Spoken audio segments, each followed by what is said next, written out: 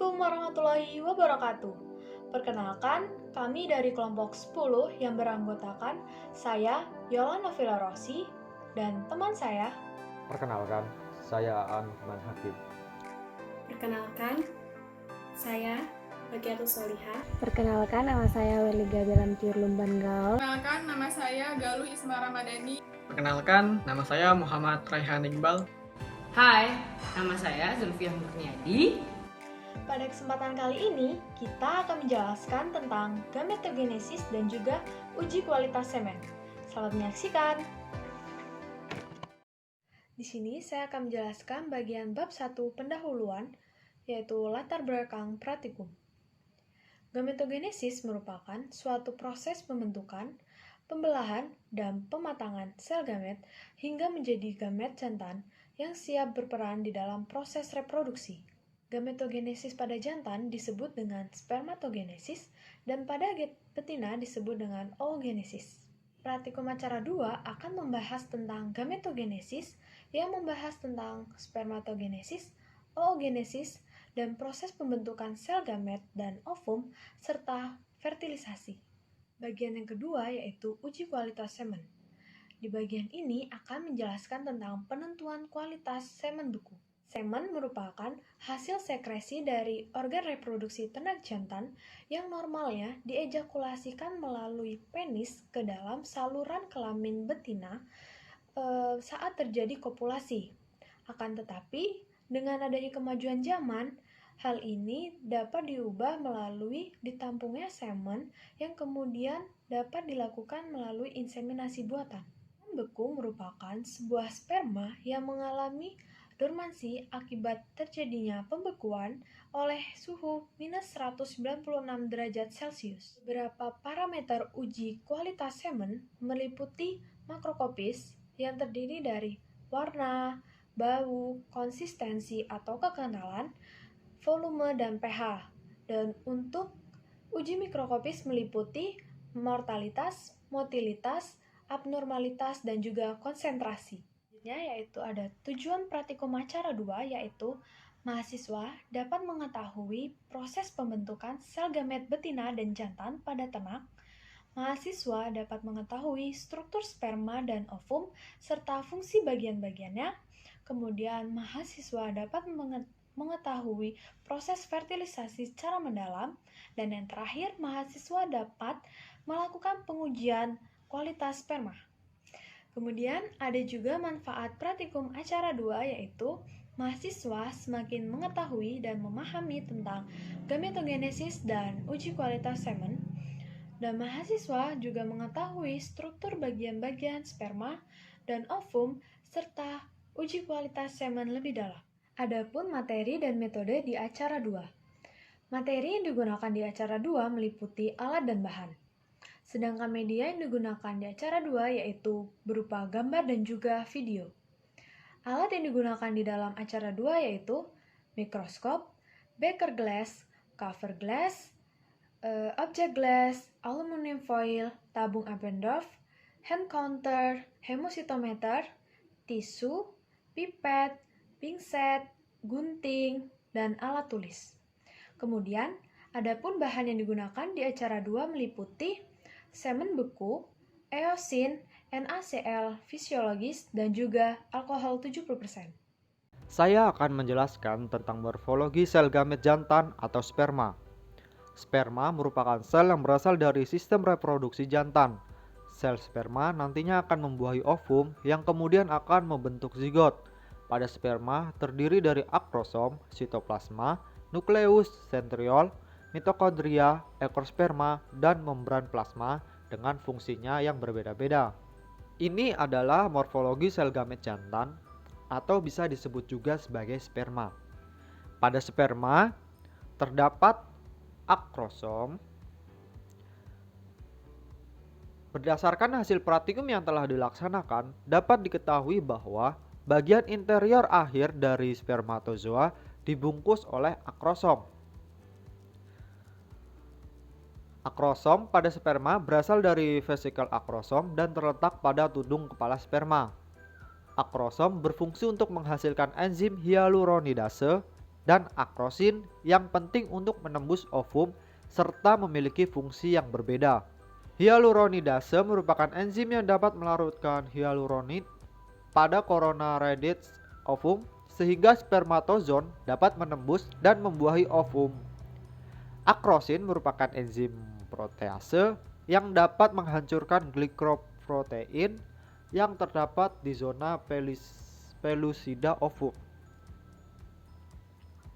Kemudian di sini ada nukleus. Berdasarkan hasil praktikum dapat diketahui bahwa nukleus merupakan inti sel yang dikelilingi oleh sitoplasma dengan fungsi sebagai pembawa DNA atau kode genetik dan sebagai pengatur sel. Nukleus mengandung bahan genetik sel yang disebut sebagai kromatin pada sel yang tidak membelah dan disebut kromosom pada sel yang sedang membelah. Sedangkan nukleus sel-sel kelamin mengandung informasi yang diperlukan untuk menentukan karakteristik individu baru. Kemudian, pada sperma terdapat sitoplasma. Berdasarkan hasil praktikum, dapat diketahui bahwa letak sitoplasma berada di bagian kepala spermatozoa yang dikelilingi oleh nukleus. Letaknya berada di sini, di sekitar yang berwarna kuning. Sitoplasma berfungsi untuk memberi nutrisi dan menjaga keseimbangan sel. Ketika lapisan granulosa yang mengelilingi sitoplasma semakin tebal, maka akan semakin baik kualitas oosit. Kualitas oosit terbagi menjadi beberapa golongan. Oosit dengan kualitas terbaik atau kualitas A memiliki sitoplasma homogen dan dikelilingi oleh 5-10 lapisan sel granulosa yang utuh. Kemudian oosit dengan kualitas B memiliki sitoplasma homogen yang dikelilingi 3-5 lapisan sel granulosa. Dan oosit dengan kualitas C memiliki sitoplasma homogen yang dikelilingi 1-2 sel sumulus. Yang terakhir, oosit dengan kualitas D memiliki sitoplasma homogen serta tidak dikelilingi oleh sel sumulus. Baiklah, di sini saya akan melanjutkan pembahasan mengenai morfologi dari sel gamet jantan atau sperma.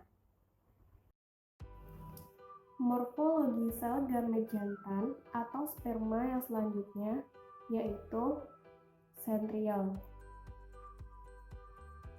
Sentriol merupakan struktur yang berperan dalam proses pembelahan sel. Sentriol disebut sebagai pusat kinetik aktivitas spermatozoa. Sentriol terletak di bagian leher sperma yang berbentuk silinder. Sperma mempunyai 2 buah sentriol, yaitu sentriol proksimal dan sentriol distal. Kedua sentriol ini akan bergerak menuju ke arah yang berlawanan. Sentriol berisi protein khusus yang digunakan untuk pergerakan flagel sperma. Sentriol berfungsi menjaga nukleus agar tetap berada di tengah dan sebagai penghubung antara kepala dan leher sperma. Sentriol mempunyai cincin yang berfungsi sebagai penyuplai makanan bagi spermatid. Sentriol akan membentuk kapitulum pada bagian proksimal berupa serabut aksial yang bagian tengah dikelilingi oleh mitokondria. Bagian sperma yang merupakan tempat melekatnya ekor ke kepala yaitu implantation fossa. Pemutusan kepala dan ekor sperma saat membuahi ovum terjadi di dalam tuba Fallopi. Morfologi sperma selanjutnya yaitu mitokondria. Mitokondria terletak di bagian ekor spermatozoa yang berbentuk spiral. Mitokondria merupakan bagian organel sel sperma yang berfungsi sebagai penghasil energi dalam bentuk adenosin trifosfat atau ATP yang digunakan untuk motilitas sperma. Energi yang dihasilkan oleh mitokondria berasal dari proses respirasi, yaitu glikolisis dan fruktolisis. Mitokondria pada sperma banyak terdapat pada bagian ekor, karena bagian ekor membutuhkan energi yang paling banyak yang digunakan untuk melakukan pergerakan. Energi yang dihasilkan oleh mitokondria juga berfungsi untuk metabolisme sperma. Bagian selanjutnya yaitu membran plasma. Membran plasma pada sperma mengandung glukosa dan protein. Membran plasma berfungsi untuk melindungi sperma dari pengaruh lingkungan luar. Membran plasma memiliki peran penting dalam menjaga komposisi ion-ion yang ada pada sitoplasma. Apabila terjadi kerusakan pada membran plasma, maka akan berpengaruh terhadap metabolisme sperma dan transportasi nutrisi di dalam spermatozoa. Bagian terakhir dari sel gamet jantan atau sperma ialah ekor. Ekor merupakan bagian ujung dari sperma yang berbentuk flagel. Panjang ekor sperma sekitar 10 kali dari panjang kepala sperma. Ekor atau flagellum memiliki aksial filamen yang berperan dalam pergerakan ekor sperma. Ekor sperma memiliki serabut yang berfungsi sebagai alat gerak yang menerima suplai energi dari mitokondria. Ekor berfungsi sebagai alat gerak pada spermatozoa. Morfologi sel gamet betina atau ovum terdiri dari beberapa bagian. Yang pertama, corona radiata. Corona radiata adalah lapisan terluar dari oosit yang terdiri dari beberapa baris sel granulosa. Corona radiata berfungsi sebagai tempat transportasi nutrisi pada oosit. Sperma yang masuk akan berlomba-lomba menembus bagian terluar dari corona radiata ini, namun hanya satu sperma yang dapat menembus bagian ini. Yang kedua, zona pellucida. Zona pellucida merupakan lapisan tebal yang berbasis protein, meliputi bagian luar membran vitelin yang membantu melindungi sel telur. Zona pellucida terdiri dari 3 lapisan. Yang pertama, ZP1. ZP1 berfungsi menghubungkan ZP2 dan ZP3. ZP2, tempat terjadinya blokade sperma agar tidak ada sperma yang lebih dari satu. ZP3, memberikan sinyal kepada membran vitelin untuk ZP2 agar terjadi blokade. ZP2 dan ZP3 saling berhubungan dengan membran vitelin. Untuk fungsi yang lebih jelasnya, ZP1 berfungsi sebagai penentu integritas struktur dari zona pellucida. ZP2 berfungsi sebagai reseptor kedua sperma. ZP3 berfungsi dalam pengikatan sperma dan pembentukan zona matriks. Bagian selanjutnya adalah membran vitelin. Membran vitelin berfungsi untuk melindungi ovum dan mengatur pertukaran zat antara sel dengan lingkungan luar sel. Membran vitelin berfungsi menyeleksi sperma dengan memisahkan kepala dan ekor, serta untuk difusi dan pengangkutan aktif. Selain itu, membran vitelin memiliki fungsi pada bagian telur untuk membungkus kuning telur atau yolk. Bagian selanjutnya adalah sitoplasma. Sitoplasma adalah cairan yang berisi sebagian besar air untuk mempertahankan bentuk sel dan nutrisi untuk ovum sendiri. Sitoplasma berfungsi untuk metabolisme sel, transfer nutrisi, dan blokade ovum. Pada sitoplasma berlangsung proses metabolisme, di mana terdapat organel-organel yang berperan dalam sintesis metabolisme serta transfer hasil-hasil metabolisme. Bagian yang terakhir adalah nukleus. Nukleus merupakan bagian sel dari ovum yang berfungsi sebagai pembawa materi genetik dan informasi-informasi yang diperlukan untuk karakteristik individu. Nukleus juga berfungsi dalam mengorganisasikan sel saat terjadi pembelahan sel, memproduksi mRNA untuk mengkodekan protein, tempat sintesis ribosom, tempat terjadinya replikasi dan transkripsi DNA, serta mengatur kapan dan di mana ekspresi gen harus dimulai, dijalankan, dan diakhiri. Baik, di sini saya akan menjelaskan proses gametogenesis pada jantan atau biasa disebut dengan spermatogenesis. Spermatogenesis merupakan proses pembentukan sperma di dalam testis, lebih tepatnya di dalam ledik. Nah, proses spermatogenesis ini dimulai dari spermatogenium yang bersifat diploid yang akan mengalami pembelahan secara mitosis dan menghasilkan spermatosit primer yang masih bersifat diploid. Kemudian spermatosit primer mengalami pembelahan meiosis 1, meiosis pertama, dan menghasilkan dua spermatosit sekunder yang masing-masing itu bersifat haploid. Kemudian spermatosit sekunder mengalami meiosis yang kedua, pembelahan meiosis yang kedua, dan akhirnya menghasilkan spermatid yang masing-masing ini bersifat haploid. Kemudian, spermatid mengalami proses diferensiasi atau penyempurnaan dengan penambahan ekor dan bentuk sehingga menghasilkan sperma yang sempurna dan siap diejakulasikan. Assalamualaikum warahmatullahi wabarakatuh. Perkenalkan, nama saya Muhammad Raihan Iqbal. Di sini saya akan menunjukkan tentang proses oogenesis.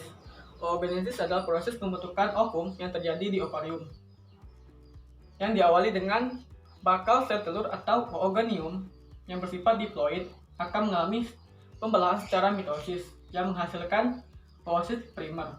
Di sini oosit primer masih bersifat diploid karena mengalami pembelahan secara mitosis. Nah, kemudian oosit primer akan mengalami pembelahan secara meiosis tahap pertama yang menghasilkan oosit sekunder dan badan polar. Nah, oosit sekunder sini sudah bersifat haploid karena mengalami pembelahan secara meiosis.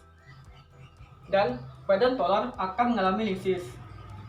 Oosit sekunder akan mengalami pembelahan lagi nih, pembelahan meiosis tahap kedua yang menghasilkan ootit dan badan polar. Badan polar akan mengalami lisis. Kemudian ootit akan mengalami diferensiasi yang akan menghasilkan sel telur atau ovum. Selanjutnya akan dilanjutkan kepada uji kualitas semen. Nah, gambar yang tertera ini adalah uji makroskopis. Ya, uji makroskopis yang dibutuhkan bahan-bahannya tabung berskala atau tabung Eppendorf. Ya, seperti ini bentuk dari tabung Eppendorf. Kemudian ada pipet tetes. Setelah itu ada indikator pH, dan yang terakhir, ya benar sekali, tabel warna pada indikator pH. Baiklah, kegunaan dari masing-masing alat tersebut, tabung berskala atau tabung Eppendorf, seperti yang saya lihatkan tadi. Ya, tabung ini berfungsi sebagai wadah bagi semen pada uji makroskopis maupun mikroskopis. Kemudian pipet tetes ya berfungsi sebagai alat untuk meneteskan semen pada saat proses pengujian. Nah, indikator pH berfungsi untuk mengukur pH semen dan tabel warna berfungsi sebagai penentu pH yang dimiliki pada semen. Nah, cara kerjanya. Uji kualitas semen secara makroskopis mencangkup beberapa pengamatan. Yang pertama, pengamatan pada volume semen. Oke, pada volume semen dapat secara langsung diamati dan diukur dengan melihat tabung berskala atau yang tadi kita sebutkan tabung Eppendorf. Ya, tabung Eppendorf. Nah, proses ini dapat memberikan informasi volume semen yang didapat pada satu kali penampungan. Jika menggunakan semen segar, volume semen berkisar 2 sampai dengan 5 ml. Jika menggunakan straw atau semen jika menggunakan straw atau semen beku, volume semen biasanya berkisar 0,25 ml. Nah, faktor yang dapat mempengaruhi volume pada semen salah satunya umur, kondisi ternak, libido, dan bangsa juga pola pemeliharaan ternak sangat berpengaruh pada volume semen yang didapat.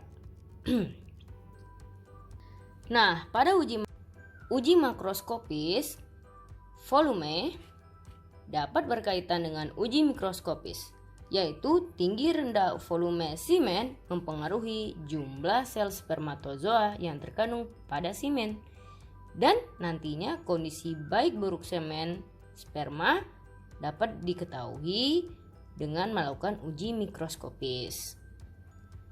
Nah, tata cara uji makroskopis. Yang pertama, sediakan simen segar ataupun dapat menggunakan straw. Nah, kemudian diletakkan kepada tabung Appendorf. Selanjutnya, ambil simen yang di dalam tabung Appendorf menggunakan pipet tetes, kemudian teteskan kepada indikator pH. Nah, setelah diteteskan kepada indikator pH, kemudian dia akan berubah warna. Oke, pengamatan pada konsistensi simen diuji makroskopis. Nah, salah satu cara yang dapat dilakukan untuk menilai konsistensi semen yaitu dengan memiringkan tabung berskala pada sudut kemiringan 45 derajat seperti yang digambar. Nah, tetapi tidak dengan menggoyang-goyangkan tabung yang berisikan simen. Hal ini untuk mengetahui apakah konsistensi simen yang diamati berada pada kondisi cair ataukah kental. Hal ini berhubungan dengan konsistensi simen yang sangat berkolerasi konsentrasi jumlah sel spermatozoa yang ada. Nah, konsentrasi simen ini dapat dihitung dengan menggunakan spektrofotometer. Dengan standar perhitungan, jika sel spermatozoa kurang dari 1000 juta, maka konsistensinya encer atau rendah. Jika sel spermatozoa 1000 sampai dengan 1500 juta, termasuk konsistensi yang sedang. Nah, jika lebih dari 1500 juta, ini termasuk dari konsistensi yang pekat loh. Nah, jika konsentrasi simen segar tinggi, maka konsistensi pada simen akan sangat kental. Atau konsistensi ikut tinggi. Apabila konsistensi simen cair menandakan bahwa konsentrasi spermatozoa rendah.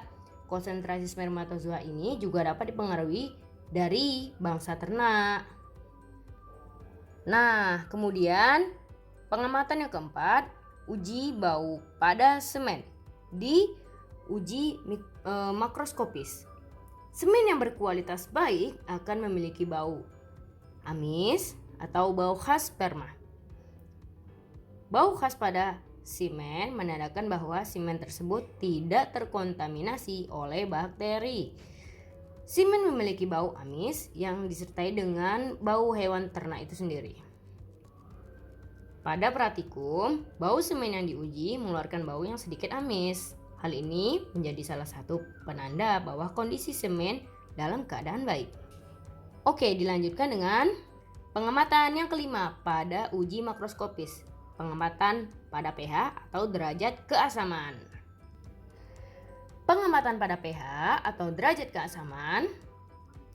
Nah, setelah kita mengukur pH dengan cara yang sudah saya terangkan tadi, kondisi semen normal berada pada pH netral yaitu 6,8 sampai dengan 7,2 untuk pH semen berkualitas netral.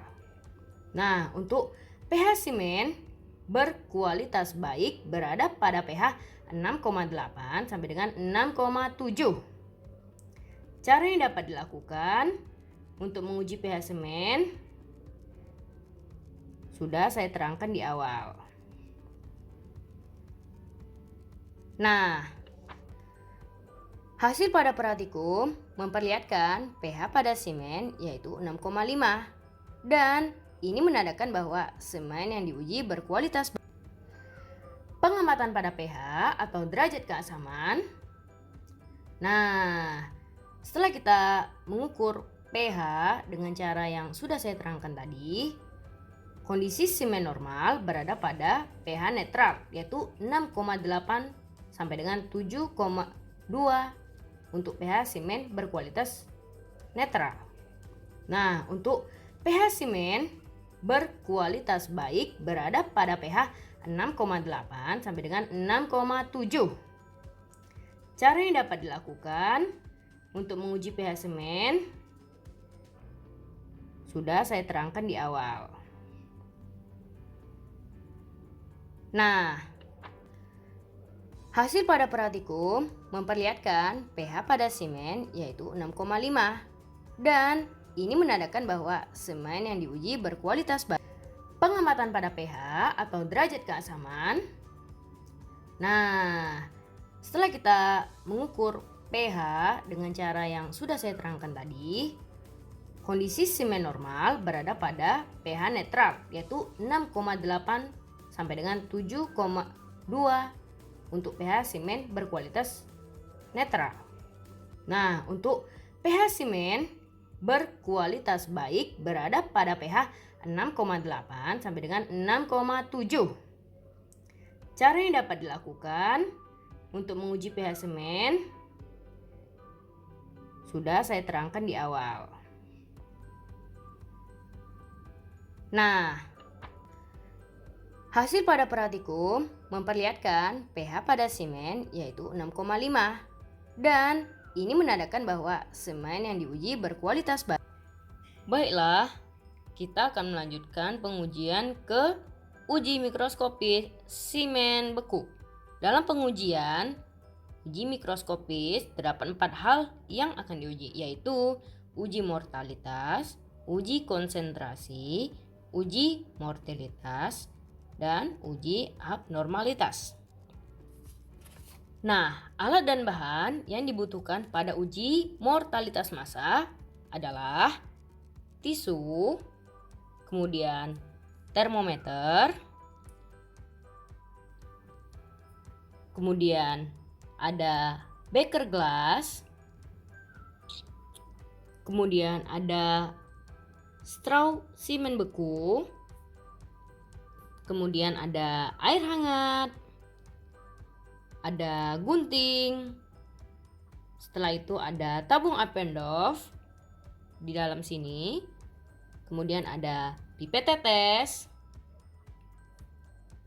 setelah itu ada kaca objek dan mikroskop. Kemudian alat dan bahan yang dibutuhkan untuk uji mortalitas individu dan motilitas massa. Ada semen beku yang sudah ditowing, ya.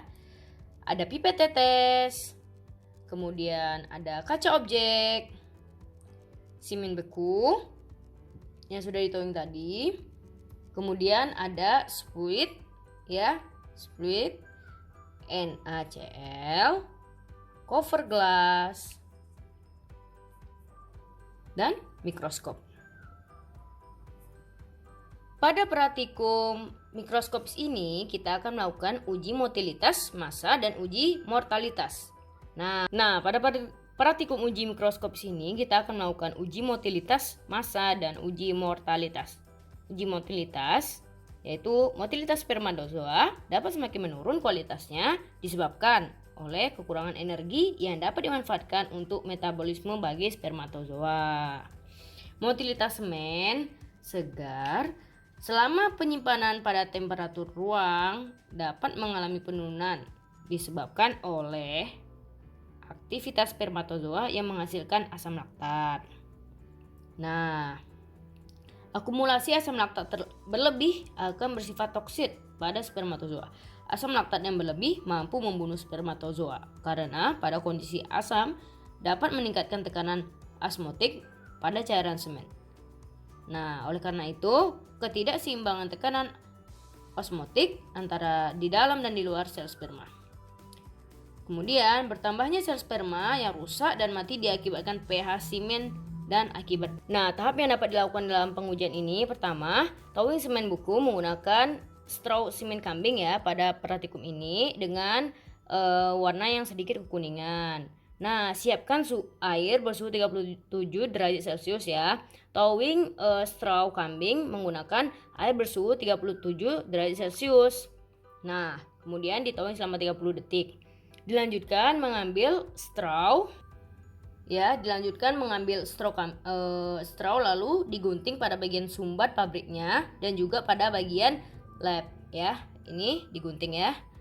Ini dengan ini digunting. Nah, agar semen dapat keluar lalu dimasukkan ke dalam tabung Eppendorf di sini ya. Nah, kemudian setelah digunting, letakkan straw tadi pada tabung Eppendorf ke dalam beker gas. Oke, dengan catatan bagian bawah beker gelas sudah diisi air bersuhu 37 derajat Celcius ya, kurang lebih sepertiga dari beker gelas. Dan bagian tengah beker gelas sudah diberi terlebih dahulu bahan seperti busa ya, untuk menahan Eppendorf agar tetap pada posisinya. Oke ya. Nah, pemberian air bersuhu 37 derajat Celcius ini bertujuan untuk menjaga spermatozoa pada semen agar tetap. Nah, nanti jadinya akan seperti ini. Kemudian siapkan kaca objek, lalu teteskan sperma pada kaca objek menggunakan pipet tetes sebanyak 1 tetes ya. Diteteskan ke sini sebanyak 1 tetes. Nah, kemudian ambil NaCl menggunakan split, lalu teteskan sebanyak 1 tetes ya, tepat di atas semen. Kemudian tutup dengan cover glass. Ya, jangan lupa ditutup dengan cover glass. Setelah ditutup dengan cover glass, kemudian dilanjutkan dengan pengamatan mikroskop. Untuk melakukan pengamatan dengan mikroskop, ya, sesuaikan lensa okuler dengan kedua buah mata, ya. Sesuaikan terlebih dahulu. Kemudian atur pembesaran yaitu 400 kali. Jadi lensa okulernya 10 kali dan lensa objeknya 10 kali. Lensa objeknya 40 kali dan lensa okulernya 10 kali. Mulailah mengamati dengan mikroskopis ya. Nah, mulailah mencari sperma dengan mengatur lensanya. Nah, beginilah tampak dari motilitas individu. Ya, seperti ini ya. Nah, untuk motilitas masanya ya, seperti ini. Hasil dari praktikum menunjukkan nilai motil spermatozoa sebesar 85% loh, yang menandakan sperma berkualitas baik. Standar minimal semen baik yaitu antara spermatozoa motil minimal 70% dan konsentrasi spermatozoa lebih dari 500 juta spermatozoa per mili dan mempunyai spermatozoa dengan abnormalitas kurang dari 20%. Pergerakan spermatozoa dapat diklasifikasikan 4 golongan, yaitu gerak spermatozoa cepat, maju ke depan dan lurus, gerak spermatozoa maju, lambat atau berkelok, 3. Tidak ada gerak maju ke depan, 4. Tidak bergerak sama sekali. Semen yang normal menunjukkan 60% spermatozoa motil atau lebih, yang sebagian besar menunjukkan pergerakan baik sampai sangat baik. Nah, bahan yang akan digunakan antara lain semen beku yang sudah ditowing ya, kemudian ada pipet tetes, kemudian ada spuit, cawan Petri, kemudian ada eosin 0,2%, kemudian ada pipet tetes untuk eosin juga, ada cover glass, kemudian ada mikroskop dan hand counter ya, mikroskop dan hand counter. Kemudian juga ada alat hemositometer. Yang pertama caranya, ambil hemositometer, kemudian pasangkan ke bagian spuit. Sambungkan ya. Kemudian ambil semen dengan menarik spuit dengan batas garis 0,5 pada hemositometer dan lanjutkan dengan mengambil eosin hingga batas 1,1,0,1. Nah, bahan yang akan digunakan antara lain semen beku yang sudah ditowing ya, kemudian ada pipet tetes, kemudian ada spuit, cawan Petri, kemudian ada eosin 0,2%, kemudian ada pipet tetes untuk eosin juga, ada cover glass, kemudian ada mikroskop dan hand counter ya, mikroskop dan hand counter. Kemudian juga ada alat hemositometer. Yang pertama caranya, ambil hemositometer, kemudian pasangkan ke bagian spuit. Sambungkan ya. Kemudian ambil semen dengan menarik spuit dengan batas garis 0,5 pada hemositometer dan lanjutkan dengan mengambil iosin hingga batas. Kemudian ambil simen dengan menarik split dengan batasan garis 0,5 pada hemositometer dan lanjutkan dengan mengambil iosin hingga batas 1.0.1. Seperti ini ya pemirsa. Ini untuk batasan iosin dan ini untuk batasan simen. Nah, untuk mempermudah pengambilan iosin, dapat terlebih dahulu mengambil iosin menggunakan pipet tetes. Lalu, kemudian teteskan kepada cawan Petri terlebih dahulu. Nah, setelah itu baru diteteskan 1 tetes di atas simen. Iosin yang sudah diteteskan terlebih dahulu di cawan Petri untuk memudahkannya tadi ya. Kemudian, homogenkan keduanya, simen dengan iosin, dengan menggoyangkannya secara perlahan membentuk angka 8. Seperti ini ya teman-teman. Oke. Goyangkan perlahan selama 2 sampai dengan 3 menit. Nah, setelah homogen keduanya, simen dan iosin, ya. Kemudian teteskan ke bilik hitung dengan perlahan di bagian ujungnya. Ini ya pemirsa. Iya, teman-teman. Lakukan pengamatan mikroskop dengan pembesaran 400 kali. Nah, begini gambaran dari simen dan iosin yang sudah homogen kemudian diteteskan ke bilik hitung. Lakukan pengamatan mikroskop pada bagian 5 pandang sisi, yaitu sisi kiri atas, kemudian kanan bawah, sisi bawah kiri, sisi bawah kanan, dan pada bagian tengah. Selama pengamatan di 5 sisi pandang tersebut, gunakan hand counter untuk menghitung jumlah sperma yang terlihat di 5 sisi pandang tersebut. Nah, pengamatan berlanjut pada perhitungan pengamatan pada 5 bidang pandang. Dilakukan pengamatan selanjutnya kepada konsentrasi sperma dengan rumus keseluruhan jumlah sperma di 5 kotak atau 5 sisi pandang tadi dikalikan dengan 10 pangkat 7. Nah, pada praktikum didapat jumlahnya pada 5 sisi kotak tadi 270 dikalikan 10 pangkat 7. Nah, dapatkan nilai yang cukup fantastis ya, 2,700 juta.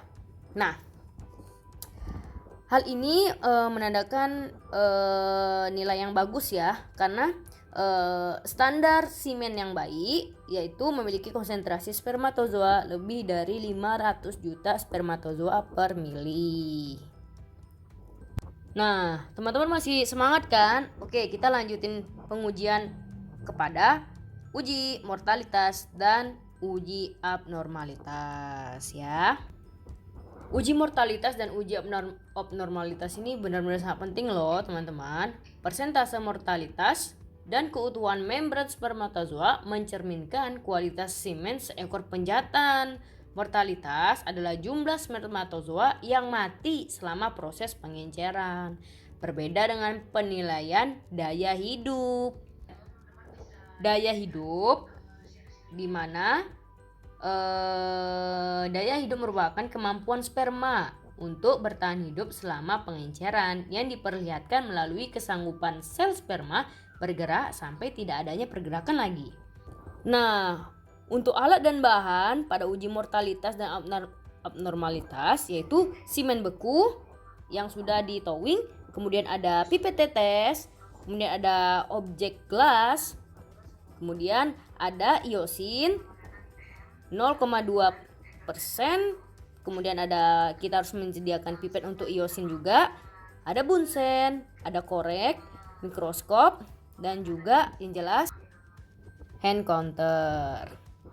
Baiklah teman-teman, kita masuk ke tahapannya ya. Yang pertama, letakkan 3 buah kaca objek di tangan ya, ada 3 buah. Kemudian ambil simen menggunakan pipet tetes dan teteskan pada kaca objek pertama. Ingat lo ya, pertama. Kemudian ambil kaca objek kedua di tangan untuk menghomogenkan simen dan iosin ya. Seperti ini ya teman-teman.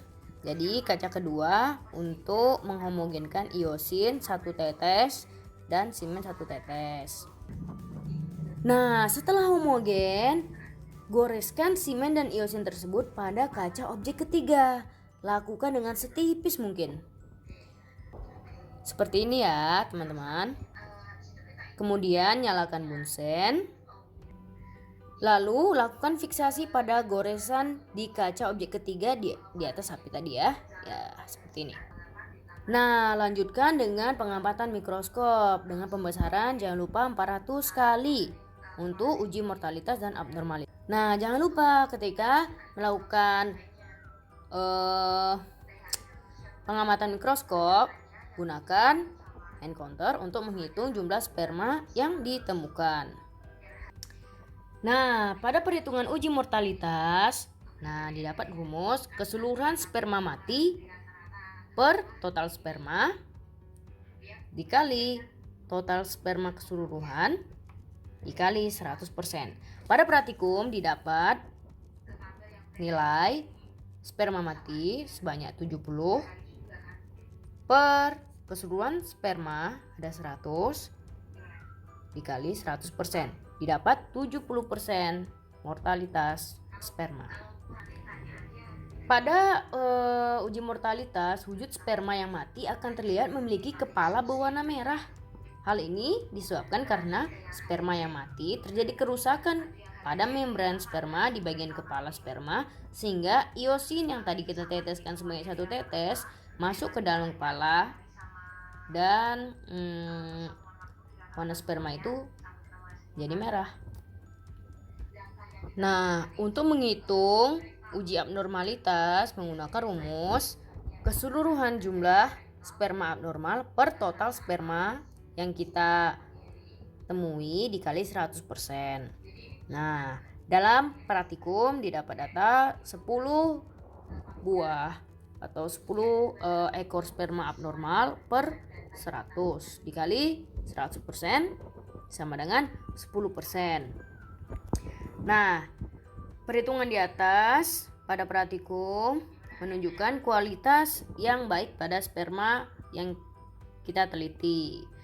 Hal ini dikarenakan nilai semen yang baik yaitu memiliki abnormalitas semen berjumlah kurang lebih atau sama dengan 1000 juta per mili, atau dapat diartikan persentase abnormalitas pada spermatozoa 8-10%.